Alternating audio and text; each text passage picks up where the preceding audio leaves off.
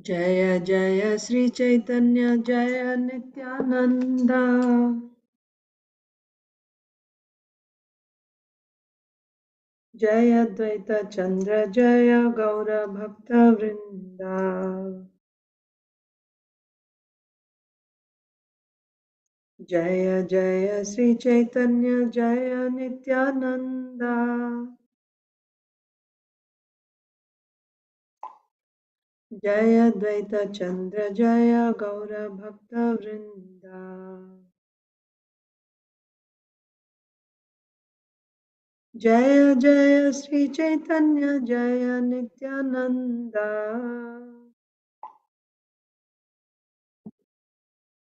Jaya Dvaita Chandra Jaya Gaura Bhakta Vrinda Jaya Jaya Sri Chaitanya Jaya Nityananda Jaya Dvaita Chandra Jaya Gaura Bhakta Vrinda Sri Chaitanya Bhagavat ki Jai Srila Vrindavan Das Thakur ki Jai Srila Prabhupada ki Jai Samaveta Gaur Bhakta Vrind ki Jai Om Ajnanatimirandhasya Jnananjana Chakshurunmilitam yena tasmai Sri Gurave Namaha Sri Chaitanya Manobhishtam Sthapitam yena bhutale Swayam Rupaha kada mahyam dadati swapadantikam Vandeham Sri Guru Sri Yuta Kamalam Sri Gurun Vaishnavamscha Sri Rupam Sagrajatam Sahagana Raghunathanvitam Tam Sajivam Sadvaitam Savadhutam Parijana Sahitam Krishna Chaitanya Devam Sri Radha Krishna Padan Sahagana Lalita Sri Vishakhanvitamscha Nama Om Vishnu Padaya Krishna Preshtaya Bhutale Srimate Bhaktivedanta Swaminiti Namine Namaste Saraswate Deve Gauravani Pracharine Nirvishesha Shunyavadi Paschate Deshatarine Jaya Sri Krishna Chaitanya Prabhu Nityananda Sri Advaita Gadadhar Srivasadi Gaur Bhakta Vrinda Hare Krishna Krishna Krishna Hare Hare Hare Rama Rama Rama Hare Hare Hare Krishna, dear devotees, welcome to today's Sri Chaitanya Bhagavat reading. We are reading from Sri Chaitanya Bhagavat Antya Lila, chapter 5, the glories of Lord Nityananda Prabhu. So yesterday we were reading that Nityananda Prabhu has, he was traveling in Bengal on Sri Chaitanya Mahaprabhu's order. So he came to Raghav Pandit's home. We had discussed the previous weekend. And then yesterday we saw from there Nityananda Prabhu started visiting different devotees' homes. So we saw Mahaprabhu visited Purandar Pandit. Yes, Purandar Pandit. And there was also Chaitanya Das. So we read about Chaitanya Das, that he was so fearless and very different or a very interesting personality. He would go to the forests, to the jungles. He would slap tigers. He would, ride on their backs. Very fearless. And also he would keep pythons on his lap. So which village is this? Where Mahaprabhu went to Purandar Pandit's home, that village is Khadadaha. Khadadaha. Nityananda Prabhu went to Khadadaha. Okay. So there he spent some days. And then we saw uh, Mahaprabhu went to Chaitanya Das's home, and there he had Chaitanya Das had a deity. So he had a temple in his house, and he had a deity of Balagopal. Mahaprabhu, when he went to Chaitanya Das's home, he saw Balagopal deity. He just picked up and embraced the deity. I'm sorry, not Nityananda Prabhu. We're talking about Nityananda Prabhu here. He picked up the deity of Balagopal and embraced him, and then he started dancing in, he um,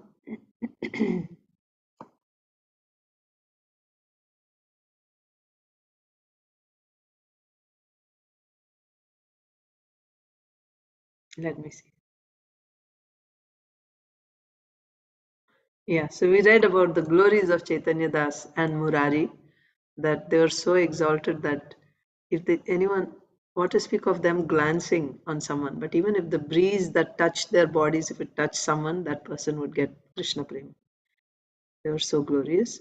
So then uh, we saw, right? Mahaprabhu went to the house and embraced Balagopal deity. Okay. So that was not Chaitanya Das. I'm sorry. You see, mistakes. Gadadhar Das. So first, from what do you say?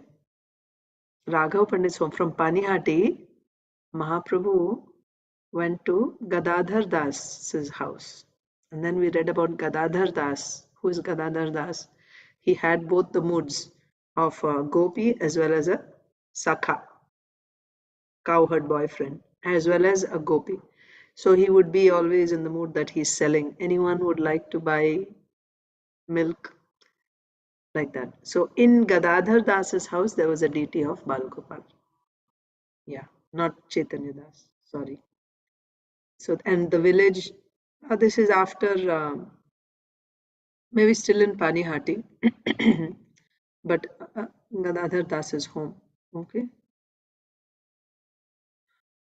Yeah, and also we read about Gadadhar Das, how he went to Kazi, right? Locally, there was a Kazi who was very, very fierce. So he went in the middle of the night. Everyone else was afraid of this Kazi. They wouldn't even come in front of him. But Gadadhar Das went in the middle of the night and, he said, "Where is that Kazi? If he won't chant the names of the Lord, I'm going to kill him. I'm going to cut off his head," like that. So the servants were shocked and then they were simply sitting dumbfounded. They didn't, the guards, the soldiers, the men of Kazi, they didn't, they were shocked that somebody could act like that. And then meanwhile, he was, Gadadhar, "Where is that Kazi?" Like that. And then the Kazi got all angry, came out, "Who's this?" And then we saw Gadadhar Das, he became quiet because, and he was not in external consciousness. So anyway, so then Gadadhar Das, he said, "What do you want, Gadadhar?" He said, "I came to tell you something." Sri Chaitanya Mahaprabhu, Nityananda Prabhu, they are the Supreme Personality of Godhead. They have come. And it is their mission that every person will chant Hari. By this, everyone will be delivered. In the whole universe, you are the only one who's not chanting. Take the name of Hari. So the Kazi said, "Okay, tomorrow I'll chant the name of Hari."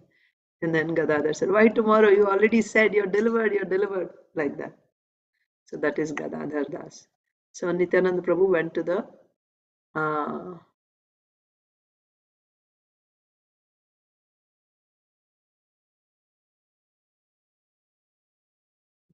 let me go back and see.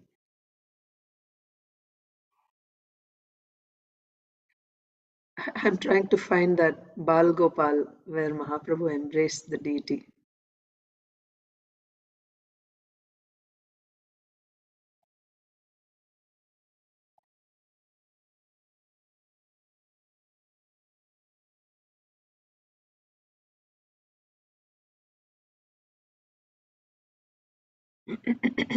Oh, here.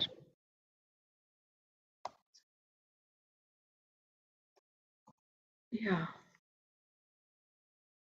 that is Gadadhar Das. Yeah, thinking of himself of Gadadhar Das. So, but Gadadhar Das had a deity of Bal Gopal.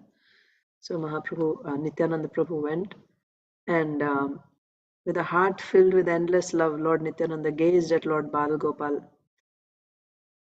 and then he roared and he danced, embracing Bal Gopal like that. Okay. So then from there, he went to the village of Khadadaha. And in Khadadaha, Purandar Pandit's house. And also there was Chaitanya Das. Then we read about Chaitanya Das. We just discussed how he would so exalted Chaitanya Das and Murari. that anyone who even touched the breeze that touched their bodies, they would become delivered. Like that. So we read about the glories of Chaitanya Das. And then some other people call themselves Chaitanya Das. You can keep your name Chaitanya Das, but that doesn't mean you're actually Chaitanya Das. This devotee Chaitanya Das is actually, he's in reality Chaitanya Das. Someone else may call himself Chaitanya Das, but they have no love for Krishna. How? Like Advaita Acharya's sons, right? Some followers of Advaita Acharya may be called Chaitanya Das, but they think that anyone who says Advaita Acharya is glorious by receiving the mercy of Chaitanya Mahaprabhu, when a devotee makes such a statement, these people will say this is an offense to Advaita Acharya. How you can say that Advaita Acharya becomes glorious by receiving the mercy of Chaitanya Mahaprabhu? What is this? So such people, even though they may call themselves Chaitanya Das, they may have that name, but they don't have that love for Lord Chaitanya. So such people will not receive the mercy of Advaita Acharya. Why we are discussing about Advaita Acharya all of a sudden? Because Nityananda Prabhu, he decided to go to Navadvip when he was, after performing pastimes or relishing pastimes in uh, Panihati and then going to Gadadhar Das's home, he decided now I want to go to Navadvip. So he's walking towards Navadvip, and on the way he goes to Khadadaha. So from there he's headed towards Navadvip, and in Navadvip is Advaita Acharya. Why he wants to go to Navadvip? Because he wanted to see Sachi Mata. He's coming from Puri, from Chaitanya Mahaprabhu. He wanted to go and see Sachi Mata. So then we read about, this, yeah. It's just like if you call yourself Chaitanya Das, but you're not actually Chaitanya Das. You can call yourself Chaitanya Das, but in reality, that is why, the whole philosophy, our philosophy is consciousness.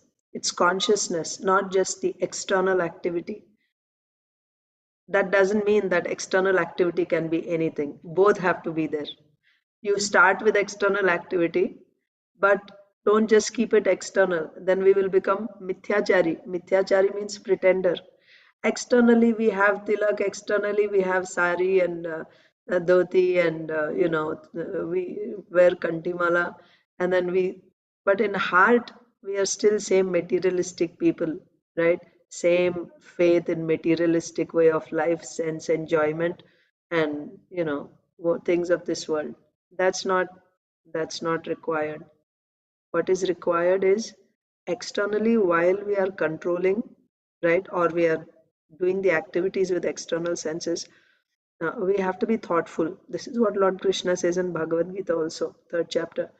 That in Nishkama Karma Yoga, when we talk about Nishkama Karma Yoga, externally you're doing karma, but within your heart you should be detached from that work, detached from the results of that work. That is Nishkama Karma Yoga. So of course we are not doing Nishkama Karma Yoga, we are doing bhakti, but uh, bhakti, we know the standard. Pure devotional service means Anya Vilashita Shunyam, same thing. So we are not there yet, but we should be striving. That means Bhavagrahi Janardana. Uh, Krishna is interested in your love. That's what it means. When we make an offering, when we cook for the Lord, whatever we do, yes, the external activity is good, but that is not the end. And that's the beginning, right?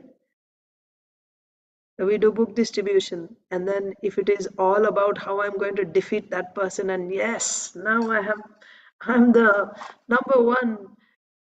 Yes, it is still good because you have done that service, right? You have distributed so many books, and that many people have received Bhagavad Gita. Certainly, we cannot say that there is absolutely no credit to that. Certainly, there is credit in the external activity. So many people will be benefited by that. But uh, the consciousness is more important. We have to go to the next level. That's when we are actually progressing in Krishna consciousness. Even, whatever we read and teach right? If I just study and I teach, uh, there is some value to that. I hear, right? I hear from other teachers and I repeat. So there is some value to that. But that's not the end. Unless I actually take whatever I hear into my heart and apply it in my life, then the that much, that advancement is not going to happen, or that rapid advancement is not going to happen. It will take a long, long time, because it's just remaining external, right? The activity is remaining external. The whole idea of everything that we do is to develop that love for Krishna, to be personal with the Lord. Of course, it's not possible that by our endeavor we are going to achieve it. It's not going to happen by our endeavor. But we have to make a gesture. We must desire, and the way we show that we desire is by our endeavor. So being conscious, the word Krishna consciousness, conscious. Somehow we tend to put that conscious aside, isn't it? Just the external activities we are doing. Okay, 16 rounds, done. Sundays go to temple, done. Whatever else. And then get back to our goals are still sense gratification, right? This and that. But if we actually want to progress in Krishna consciousness, in other words, if we actually want to taste the nectar of Krishna consciousness, whatever we learn, whatever we hear, if we actually start applying it, that's when you will start tasting. Uh, Otherwise, decades and decades, we are just doing it. But something as simple as, just when you're offering to Krishna, being very personal. He's a person. Like if somebody came to your house and you offered something to him, right? Some food, what would you do? You would think about, or you would even ask. You have a guest, special guest. Let's say your Guru Maharaj is coming to your house. Imagine. What will you do? What will Guru Maharaj eat? What can he eat? Or what does he like to eat? Everything. And then very, very carefully, right? You go get all the ingredients, you prepare, you clean the house nicely. And then you personally go and serve him, right? Attentiveness. But in our daily practice of Krishna consciousness, what do we do? Oh, food has to be offered. First of all, I'll cook what I like, or what my child likes, right? Or what my husband or my friends like, whoever is there, or whatever is easy for me to, get by, and then quickly do it, and then put it on the altar. Ting, ting, ting, put it on the altar, and then go away. Or even just tell your kids to do it because you have other important things to do, right? You go and make the offering. Ye yathamam prapadyante tams tataiva bhajamyaham. As one approaches me, that's how I reciprocate.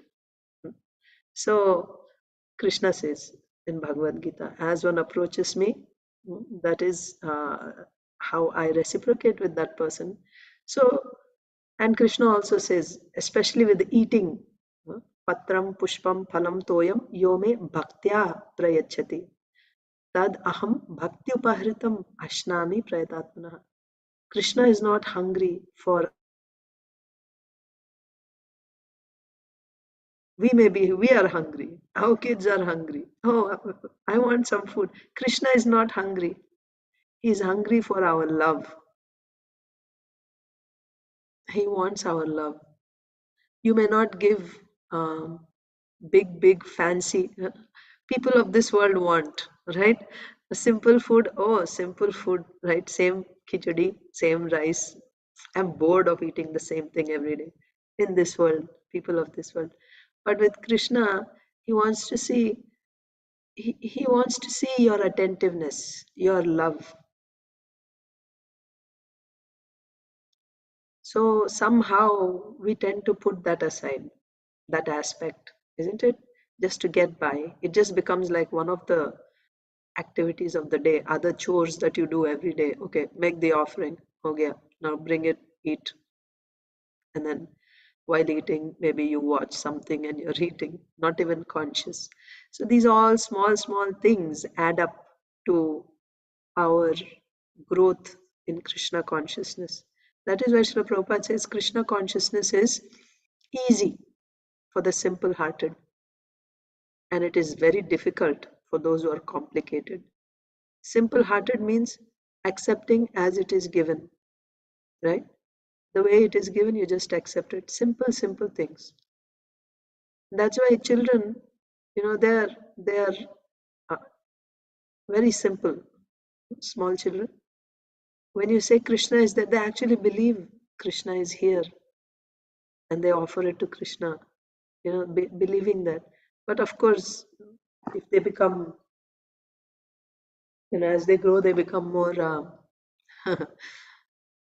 I guess, they are influenced by this material nature more and more, right? So then that, so again, that also depends on how we read about Parikshit Maharaj. Parikshit Maharaj, as a child, he was playing with Krishna, but for him, his little doll of Krishna was as much Krishna, the person Krishna, as Krishna is to a devotee on the altar or in the heart. His mother would call him to eat, and he would not be interested. He's imitating what the older people are doing with the deity. But Krishna, for Krishna, it is equally the same whether a child is, because what Krishna is looking at is the sincerity of your heart. That is all the child has. The child doesn't have, but whatever he has, he wants to offer it to Krishna. And Krishna accepts that as bhakti. But in our case, uh, we need to learn from the children. We need to learn that, uh, and even if you don't remember it every day, at least the day when you hear something like this, that day, and starting from that day, you try to do it. uh, Seeing Krishna as a person, he's actually there on the altar, accepting our services. So here we are reading about this Chaitanya Das, that you call yourself Chaitanya Das, right? But you call yourself Chaitanya Das, but you have no faith in Lord Chaitanya. You have no faith in him. Then what is the use, right? It's like a cannibal, a cannibal, I told you, someone who eats the same species, right? A human being eating other human being. The reality is he's a cannibal, but he calls himself, what does he call himself? A punyajan, a sadhu, right? His activity is he's a cannibal, killing other people and eating them, and he calls himself a punyajan. Simply by calling himself punyajan, what will happen? Nothing will happen, right? So it is a quality of the heart. It's a quality of your consciousness. So external activity, that doesn't mean you should not name yourself Chaitanya Das. But if you have named yourself Chaitanya Das, then act like one. Act like a servant of Lord Chaitanya. Let that go deeper into the heart. And for that, all you need is just simple, be conscious in the small things that we do in Krishna consciousness for Krishna. Simple things like offering a cup of water uh, to Krishna, cleaning the place where Krishna is staying.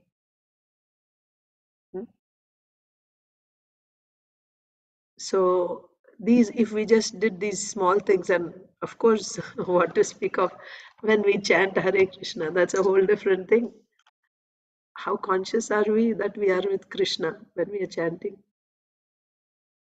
Just get the rounds done somehow, isn't it? I don't know.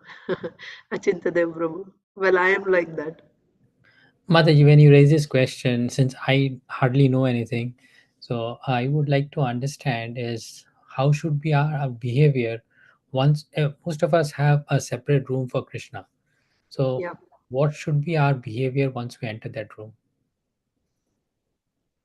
What kind of attitude, like should we bow down every time we go in and come out?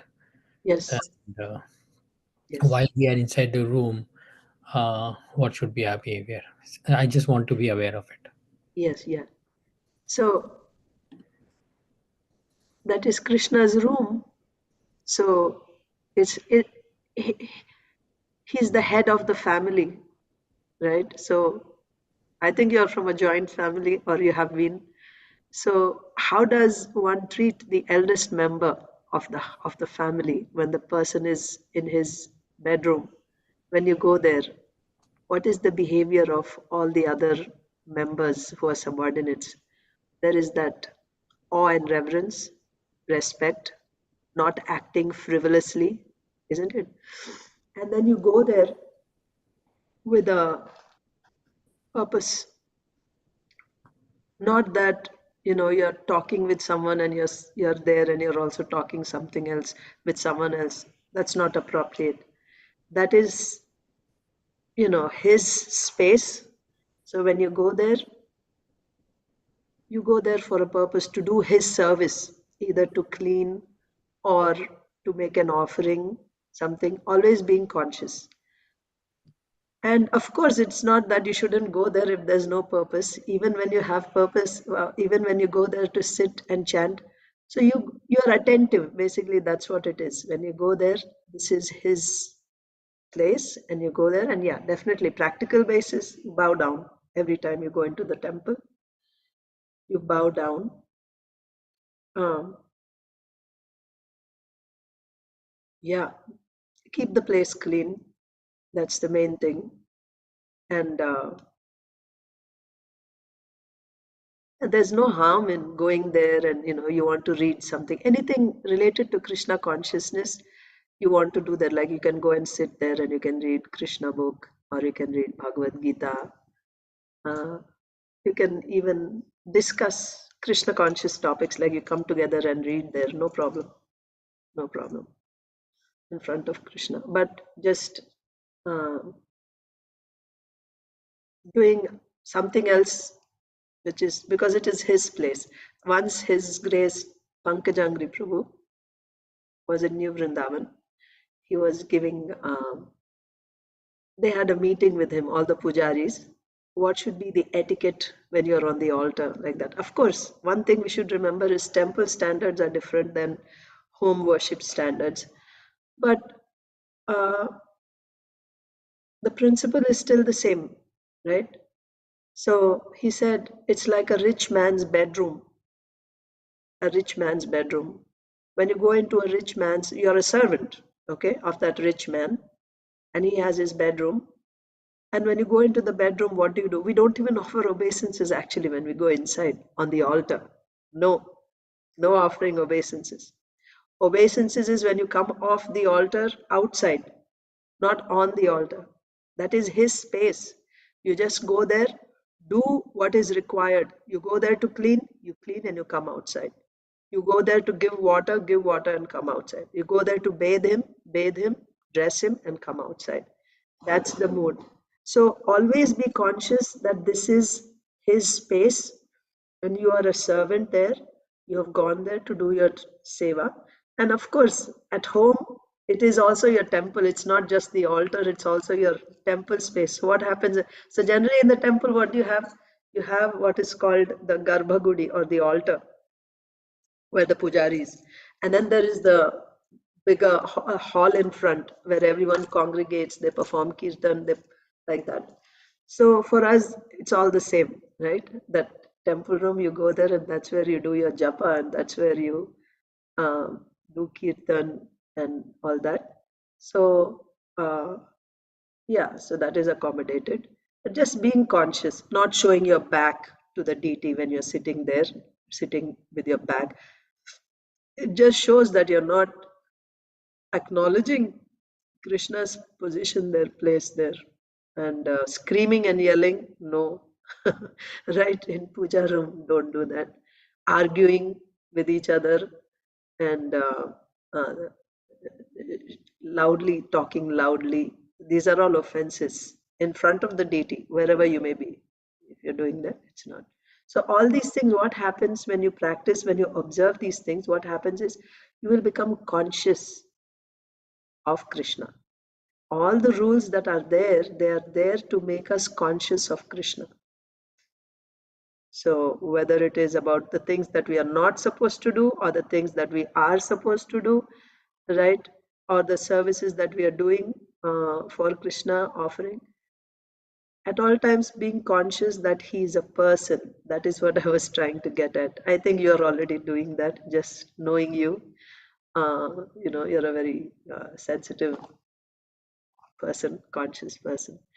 But I was saying more from my own perspective, uh, that being conscious of Krishna and seeing Krishna as a person instead of just, a metal deity, and then you just do what it needs to do. That is our material mindset, gross mindset. So we will remain there only. We won't make progress if we are like that. When we see him as a person, and when we do our dealings with him are in that personal way, uh, and we take one step and Krishna reciprocates.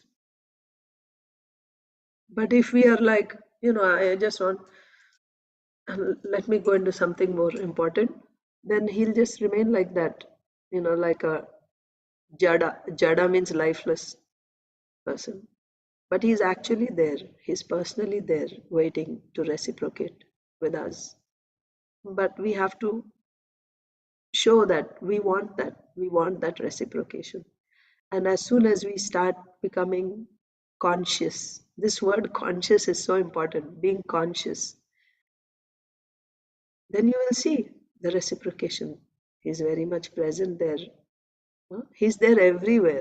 He's there everywhere. So that's why those who are advanced devotees, um, they are conscious of him wherever they are, not just in the temple. He's there everywhere. There's no place where he's not there. Krishna is there, the son of Mother Yashoda. He's there everywhere. But in the neophyte stage, the sign of a Kanishta Adhikari is he will only see that Lord in the deity, and outside he won't see the Lord. But what to speak of a person less than Kanishta, he is not able to see the Lord even in the deity. So this is called fine-tuning our bhakti. Certainly there is value to the external things that we do. I'm not undermining that. But we want to move forward. We don't want to just remain there saying that, I've done my minimum, I'm going back to Godhead. Right? We can do better than that. We can improve. When we are chanting 16 hours, all right, completed 16, that's one level. Now improve the quality of that chanting. Gives attentiveness, right? Give that special time for chanting, and during that time, don't do other things. And also when you're chanting, try to hear, be aware that Krishna is here. And when we do like that, that's the reciprocation we will experience. And if we are like, oh, Hare Krishna, Hare Krishna, and I'm doing other things also, then I'm the one who's missing out. He is not losing anything. Krishna is not losing anything. I'm the one who's missing out on the opportunity. And then years and years and years pass by like that with inattentive chanting, inattentive services. And then we wonder why we are not progressing, why we are not getting realizations and advancement. So, yeah, Thank anyway, thank you, Prabhuji. Just when I read this part, actually in another class, we just discussed about this word, patram pushpam phalam toyam yome bhaktya prayachiti. I had attended that course before also, and at that time also, whenever it is discussed, it is Srila Vishwanath Chakravarti Thakur's commentary on that verse. Krishna is very, very personal when it comes to eating. It's like, um, you know, the teacher was giving the example of a child and a mother, right? Some other lady, not his mother, if some other lady just gave him food, the child won't eat. Little children. But if his mother gives him, he will eat. She feeds him, he will eat. Only from his mother's hand he will eat. Some other lady or someone else comes and says, I will feed you. Baba, I'll feed you. No. Krishna is like that. So who is the mother in this case? It is the devotee. Then you may ask, who is a devotee? Devotee is he who has committed his life. He has surrendered, basically. He has surrendered his life to Krishna. That is a devotee. So when that devotee is offering, even if he's making simple rice and some simple thing, just rice also, with great satisfaction, Krishna will eat if a devotee is offering. But if some kamwali, right, some servant maid comes and you make her cook something because you are busy, and then what to speak of, I buy something from the store and I put it in front of Krishna and I walk away saying that you eat this. He's not hungry, that he just needs something, give me. He wants your love. So even if you're making simple, you do it because you are a devotee. You love Krishna, you have dedicated your life to Krishna. You cook, you offer. So one student asked, what if we tell our children to make the offering? That was also very interesting. And then uh, again comes boils down to the consciousness. Why are you asking your child to make the offering? That is important. Are you really giving it to your child because this will give an opportunity to your child to also progress in Krishna consciousness? Each time when you ask, is that your intention? Or is it that my work will become easier? Isn't it? And then now the child, what is the child? Is the child a devotee? So the example that the teacher gave was, let's say the prime minister of the country visits your house. So for us devotees, we always give Guru Maharaj or some Prabhupada disciple is coming to your house. Will you have your child go and serve, like put the plate in front of your Guru Maharaj? Think about it. No. So the teacher there said, a prime minister comes. Who will be serving the prime minister? The head of the family will be serving, isn't it? Everyone else will be just like assisting, but the head of the family is the one who's going to go and make the offering, serve, right? So with that care and attention, we should be serving the deity, because Krishna says, first of all, yo me bhaktya prayachati. So bhaktya means one who has bhakti. In other words, one who is a devotee. If he offers, he will take. One thing. And second thing is, even if he's a devotee, at that time, that day, right, you are a devotee, but today you're not in a mood of making an offering, but you have to do it because it is time. This is lunch time. I must offer to Krishna. Let me go and make an offering. I'm a devotee. I have taken initiation. I'm chanting. I have attended Mangalarti. I've done everything today. Now I have to make the offering. But right now, I'd rather do something else. But since I have to do, I'm just doing it. He will not eat it. That's why it comes two times. Yo me bhaktya prayachati tad aham bhakti upahritam. Bhakti upahritam means offering of love. You should be a devotee, not a karmi gyani or anyone. And you should be, even a devotee should be offering it with love, with attention, with care.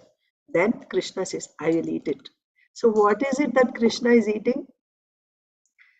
Krishna is eating, he is accepting your love. He is hungry for your love. That's what he's accepting. He's not hungry for your uh, rice, dal, sabji, or anything else. He's hungry for your love. So if you remove that attentiveness out and you just put it there, the external activity, he says, I won't eat. Ashnami means he eats. Now, what we read in the 3rd chapter of Bhagavad Gita, Nishkama Karma Yoga, that is different. Yagyarthat karmanonyatra lokoyam karma bandhanaha tadartham karma kaunteya mukta sanga samachara.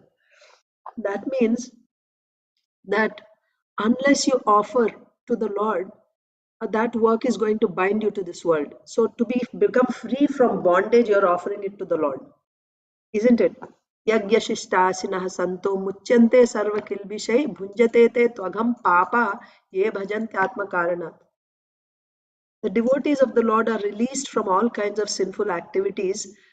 The devotees are released from all kinds of sinful activities because they offer everything before they eat it. They offer it to the Lord and then they eat. So they don't get any sinful reaction. But those who prepare food for their personal sense gratification, they are eating only sin. With every morsel, they are eating only sin. That is different. There we are talking about, of course, when we talk about devotees, Srila Prabhupada translates it as devotees, but that whole chapter is talking about Nishkama Karma Yoga. Nishkama Karma Yoga means you don't want bondage of this karma. I eat, but I don't want the bondage of that. I don't want my work to bind me. In that case, what do? You offer it to the Lord completely. You don't want the result. That's what Nishkama means. Nishkama means you don't want, you're not desiring the karma phala. That means you made something, you offered it to the Lord. You're not thinking that, oh, then afterwards I will eat. No, you've given it, done. You don't have any expectation.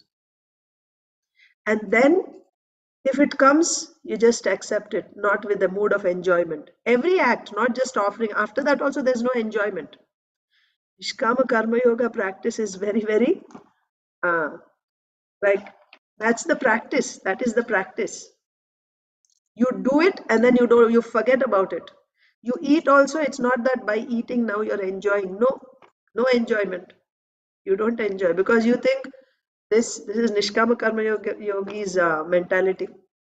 What is this food? Let's say gulab jamun. Gulab jamun is made of flour, milk powder, whatever. And what are these things? It's nothing but earth, water, fire, air, ether. And then this I'm putting on my tongue in my mouth. What is my mouth? What is tasting? The tongue is tasting. What is this tongue? This tongue is also one of the 5 knowledge acquiring senses. The senses are meeting with the sense objects. Who am I? I am not the senses. I am not the sense object. I am not this body. I am Atma. Atma does not eat anything. Atma does not eat earth, water, fire, air, ether. I have nothing to do with this eating process. I have nothing to do with that gulab jamun. Are we in that consciousness? If you're doing like that, yes, that is Nishkama Karma Yoga. Then by doing Nishkama Karma Yoga, you don't get any sinful reaction. But if you don't do like that, don't take bhakti so cheaply that we will just do the external activity. No. If you're actually doing bhakti, then you have to do it properly, according to the way Krishna is saying. And that's how Srila Prabhupada trained us also. Srila Prabhupada, if you see, the way he trained us, with utmost care, you make the offering to Krishna. You make sure that Krishna likes it. Prepare those items which Krishna likes. And you make that offering to Krishna for Krishna's pleasure. Like that. Then, because our interest is not just this karma should not bind me.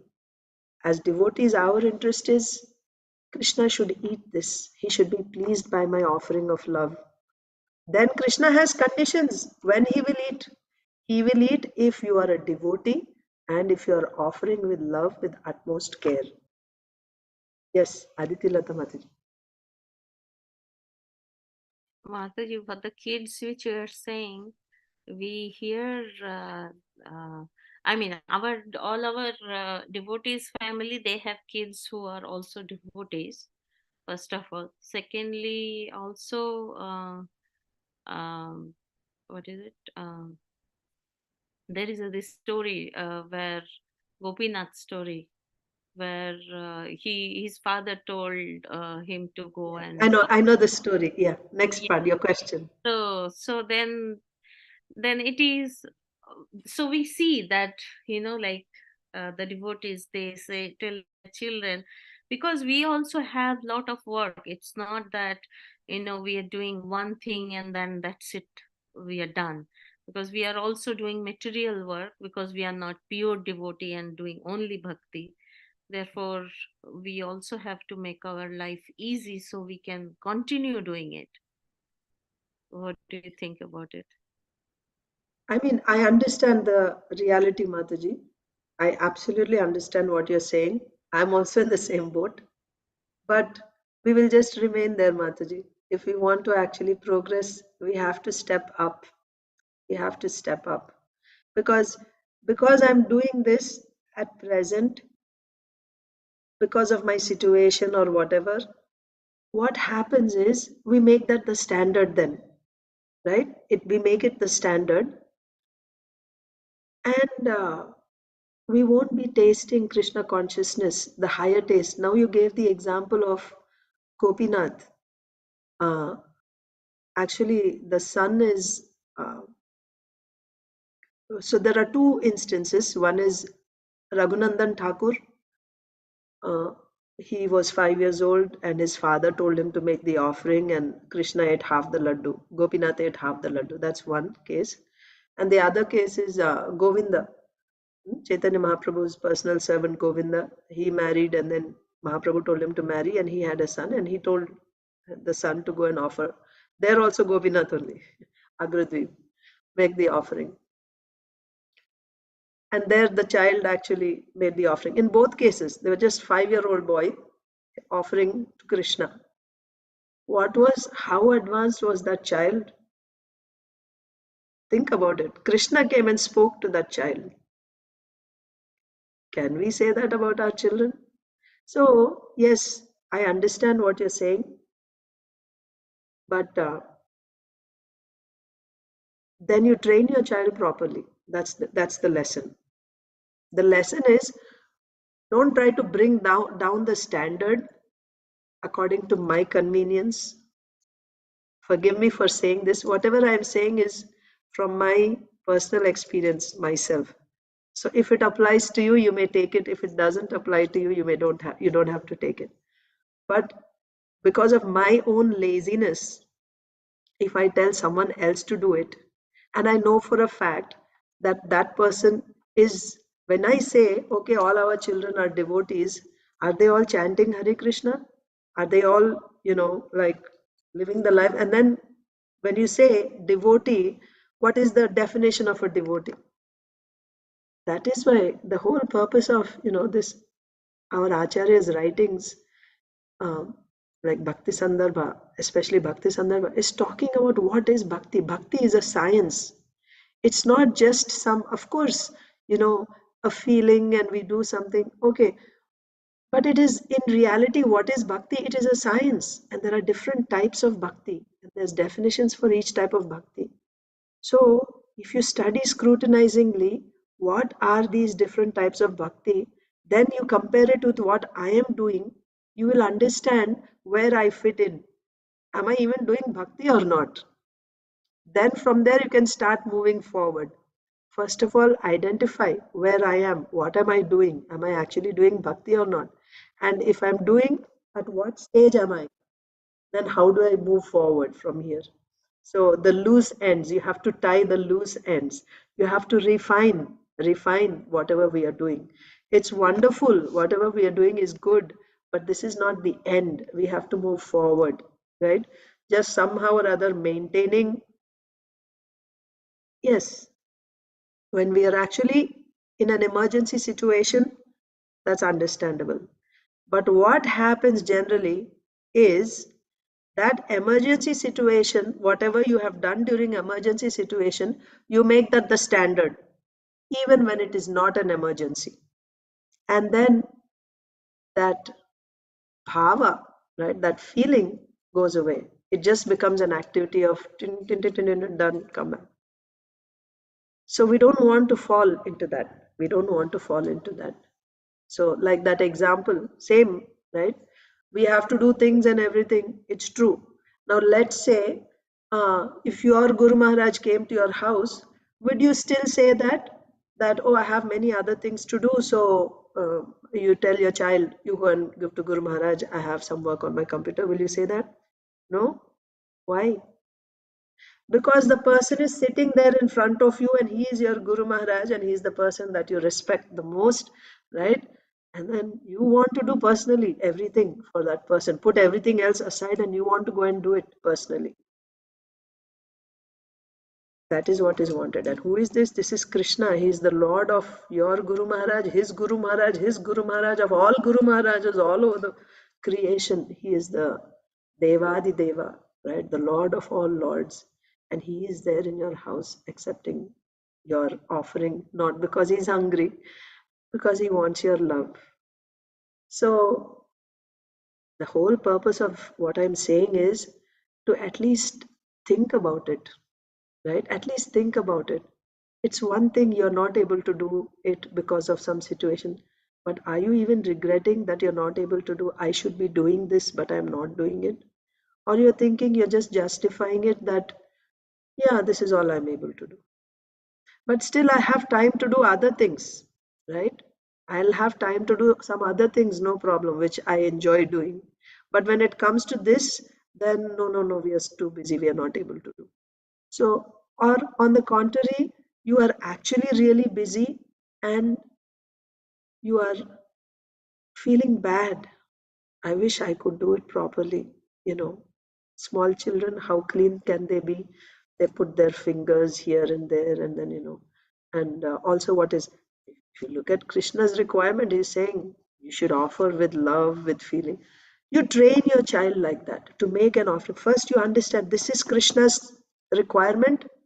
Then whoever is doing that, because okay, I'm assigning this person to do, this person should be a devotee and must be offering properly with great care and attention, because this is the Supreme Personality of Godhead, like that. But if you are like, okay, I got some substitute, someone else to do it, and you don't even supervise, you don't even oversee how they are doing it, is the service being done properly, is the person taken care of, right? If there's a guest, is the guest really taken care of nicely or not? That is called being attentive, right? Even though I'm not able to personally do it, I have someone else who is doing it, but I make sure that the service is done properly and the other person is served well. That is called being responsible. It can be done. But just because I cannot do it, let someone else do it. If that is my mentality, then Krishna says, I don't want to eat, I'm not going to eat it. That's the thing. So yeah, we are all we are it's these are all the things that we just take it for granted, but bhakti means it's Krishna consciousness at every moment in everything that we do. It is all about our consciousness, and consciousness means Krishna consciousness, not just consciousness, being conscious of Krishna. So the more we try to, we already have, what we have to do is already given to us. You chant Hare Krishna, right? You offer water to Krishna, you offer your food to Krishna. These things we do every day. But when we do these things, are we Krishna conscious? I'm giving this water to Krishna. Oh, let me polish it nicely so when he drinks, he will feel good. you know, dry the cup nicely instead of water all over, right? And then nicely keep it there. This is called attentiveness. I understand it may not be possible every day, but at least once in a while, at least once a week, or twice a week maybe.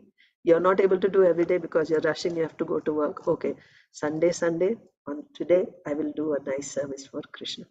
It is these small things that we do with consciousness, with care, which is going to help us advance in Krishna consciousness.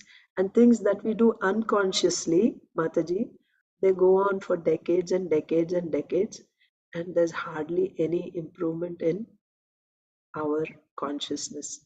I've been doing it for so many years, and it is still happening, but I don't feel any, love for Krishna when I'm doing it. You put a bed for Krishna, that is an act of service. How attentively, nicely you're doing it. That's how Krishna is going to reciprocate. Like that. I'm just sharing with you what I am going through.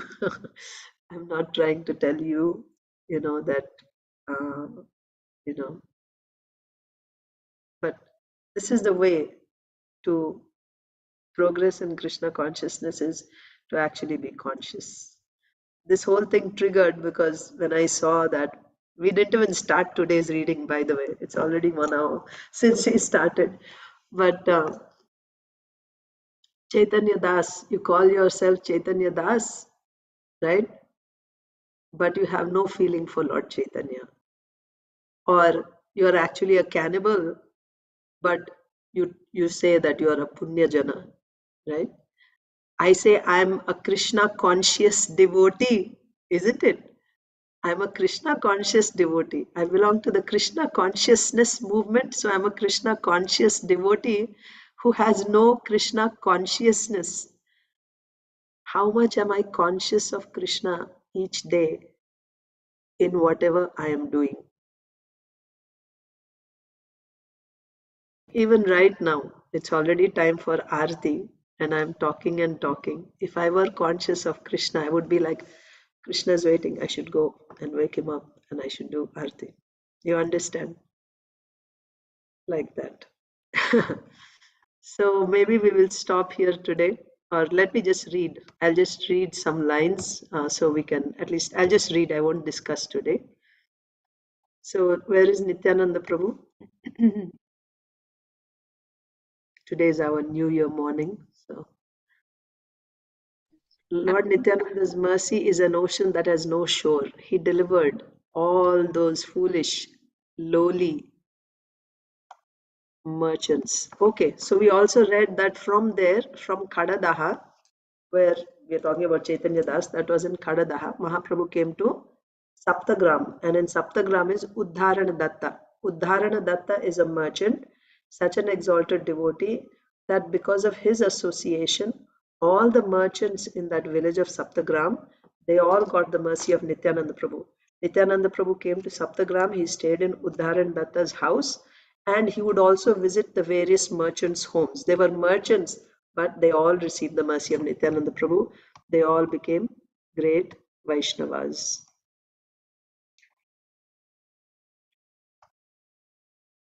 Yeah.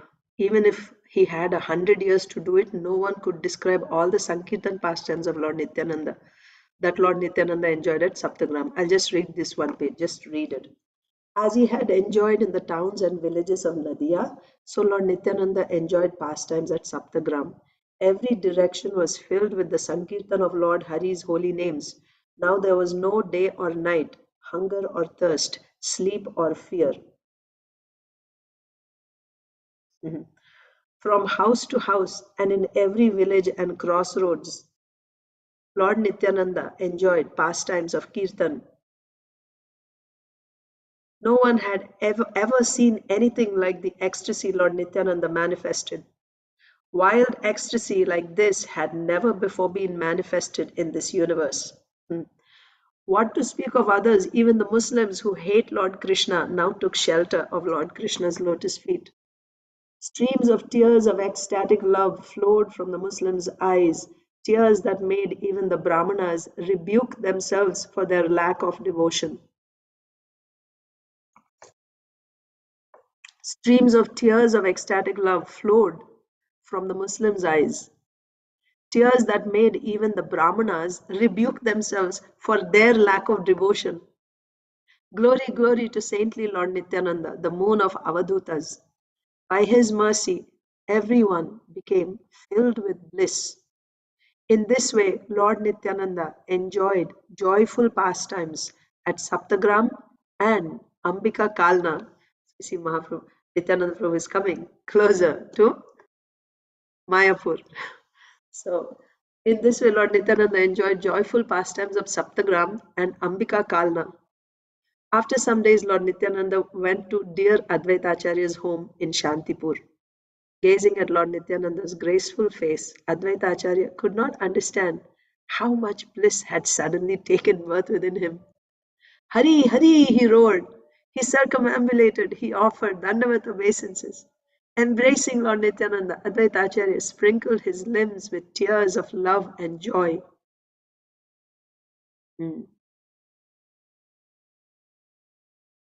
Embracing Lord Nityananda, Advaita Acharya sprinkled his limbs with tears of love and joy.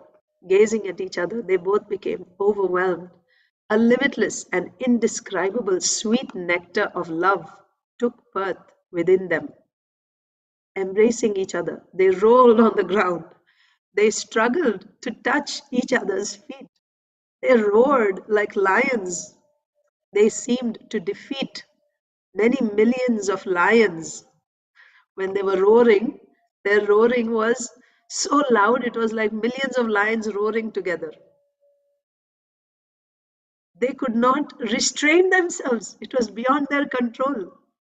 The two lords were now wild with ecstasy. After some time, the two lords became peaceful. The two peaceful lords sat down together. Folding his hands, noble-hearted Advaita Acharya joyfully offered prayers to Lord Nityananda. Because you are eternal, Nitya, bliss, Ananda, eternal bliss, personified, you bear the name Nityananda. You are Lord Chaitanya's glories and virtues personified. Huh? Who is Nityananda Prabhu? You are Lord Chaitanya's glories personified. Lord Chaitanya's virtues personified. You are the protector of all living entities. You are the cause of liberation. You are the preacher of the true religion. You preach loving devotion to Lord Chaitanya. You bear all the power given by the Kalpavriksha tree. You bear all the power given by the Kalpavriksha tree, that is Lord Chaitanya. So you have all the power of Lord Chaitanya. You are the transcendental teacher of Brahma, Shiva, Narada, and all others who bear the name devotee. You are the teacher of all devotees, from the topmost devotee. It is from you no pride even touches you. You are the purifier of the fallen. You do not see the faults of others. Only the great saints understand you.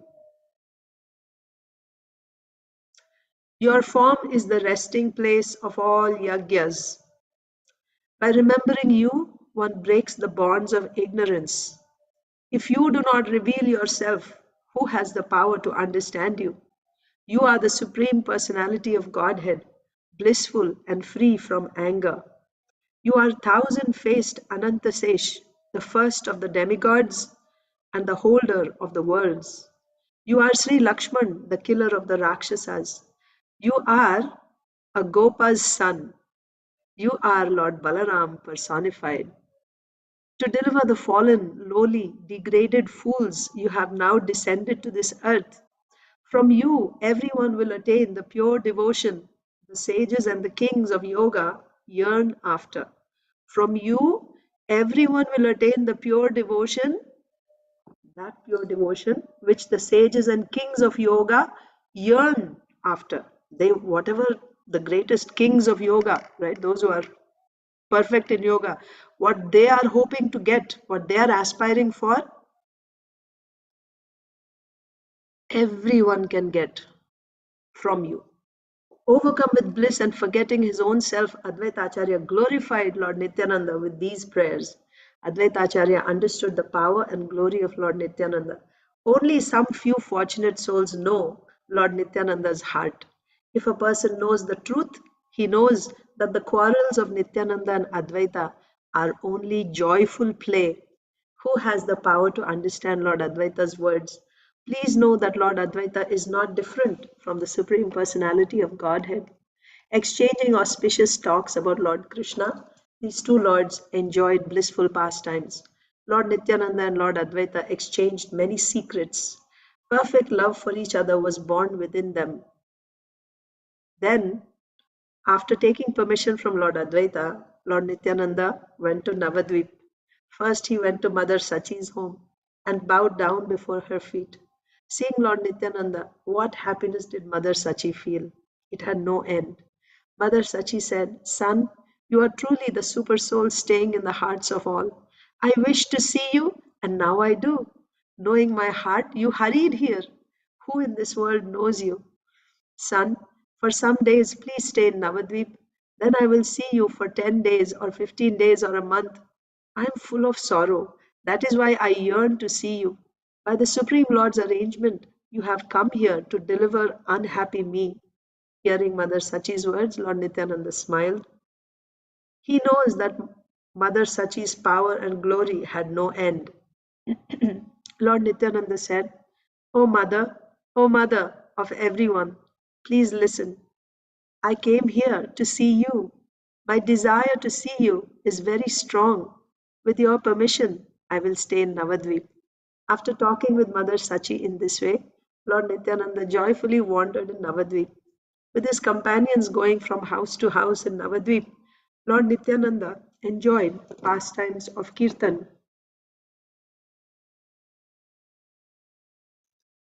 In these kirtans in Navadvip, Lord Nityananda became like bliss personified. Going from house to house with his companions, Lord Nityananda always enjoyed pastimes of Sankirtan.